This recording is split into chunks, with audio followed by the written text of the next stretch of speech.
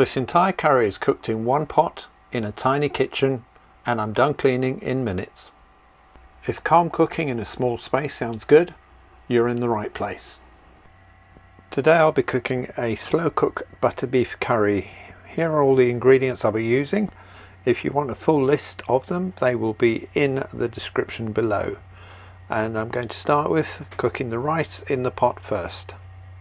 And while the rice is cooking, I'll be prepping the onions, chop them up finely, the beef into about inch cubes, and this is the one knife I'll be using, and all the other ingredients will be put straight into the pot, hence less cleaning up. Alright, starting with the onions, we're just going to gently fry them, putting in about a tablespoon or so of oil. Turn the heat on.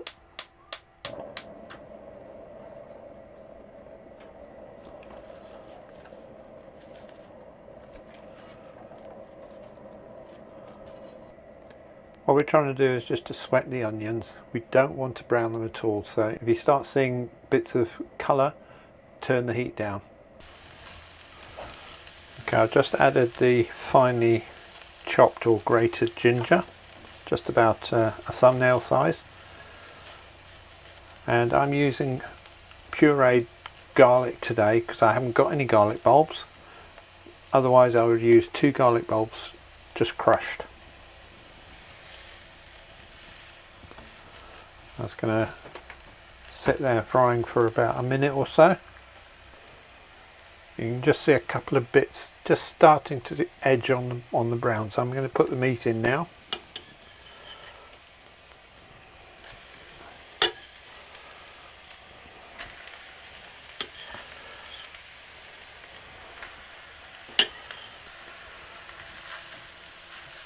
That's the meat in, there's quite a bit there. You may notice I've got bits of fat in there as well. I always put fat in my cooking. It gives it flavour. Please do the same. Alright, turn the heat up just a bit. Now we're not trying to cook the meat at this stage, just giving it a little bit of colour. Notice I'm not stirring, I'm just pushing it down, and that's going to just cook like that for a few minutes.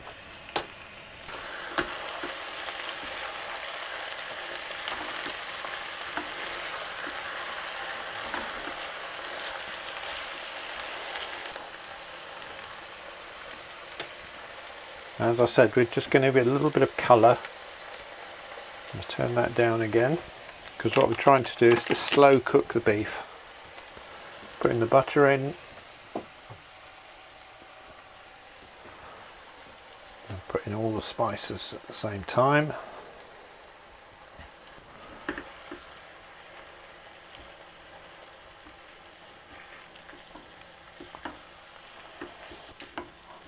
I do love the smell of a good curry while it's cooking. Makes the mouth water. I'll let that combine a little bit and let the butter melt properly. That's boiling now, so I'm going to move it across to my smallest flame, and I'm going to put a lid on there. We need that to sit there and cook for between 2 and 4 hours, depending how hungry you are. That's so that the beef breaks down and it becomes incredibly tender. And don't forget to come back, revisit it every 15 minutes or so, and just give it a little stir to make sure it's not sticking on the bottom. If it is, try and turn your heat down a little bit again.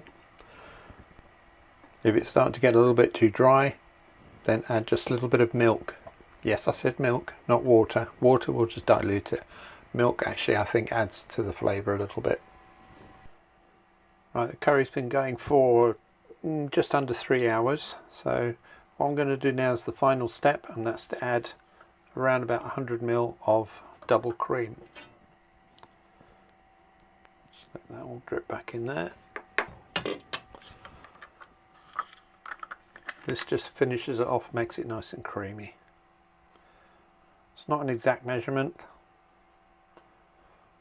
about a third of that pot. You will find that there will be a fair amount of oil in the mixture, and that's fine. If you're not comfortable with it or you don't like it, you can spoon it off.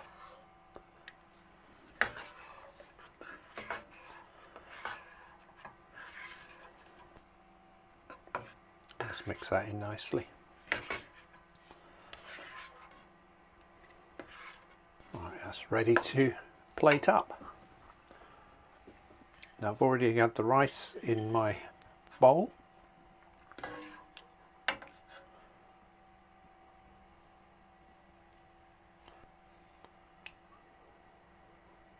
As you can see, I've got plenty left over. It's enough for about 4 people.